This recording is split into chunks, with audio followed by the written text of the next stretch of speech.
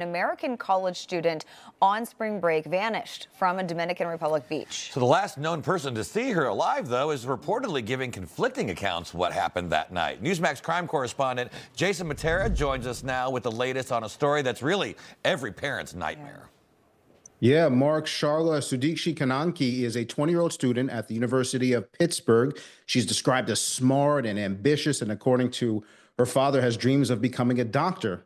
But now she's missing. The last time Sudiksha was seen alive on camera was the early hours of Thursday, March 6th, just outside the luxury Rio Republica resort in Punta Cana. Authorities say she was out with friends, but at some point they headed back to their hotel rooms. Sudiksha didn't. She reportedly stayed behind with a man, a fellow hotel guest she had recently met.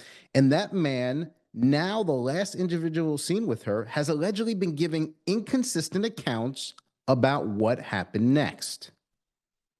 First story is they went into the ocean together.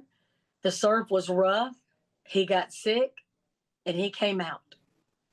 The second story is he went in, he got sick, he came out and passed out on the beach. The third story is he fell asleep on the beach, and when he woke up, she wasn't there. Zero chance that all three could be true. They can't all be true. That's Cheryl McCollum, a top expert in high-profile disappearances and the head of the Cold Case Investigative Research Institute, which works with law enforcement on homicide, kidnapping, and missing person cases. And according to McCollum, Sudiksha's disappearance has eerily similar elements to another headline-grabbing vacation nightmare, one she worked on 20 years ago. Natalie Holloway, the 18-year-old Alabama student who went missing in Aruba. Now, from the start, Mark and Charlotte, Dominican officials tried to pass this off as a drowning, but that wasn't cutting it with U.S. investigators, certainly not with Sudiksha's parents, because as Cheryl McCollum tells me, you work these cases as a homicide first until you know more info. And now that the FBI is involved, that's probably how the case is being handled. Mm-hmm. So, I mean, obviously my heart goes out to this family and, and to the woman, but I can't even imagine what they're going through. But why did Dominican authorities immediately try to pin this on a drowning, especially with the shifting stories from the last person to see her alive? I don't get it. Yeah, that's a great question. And it probably has to do with the economic tourism, right? This is a 5-star resort in the Dominican Republic.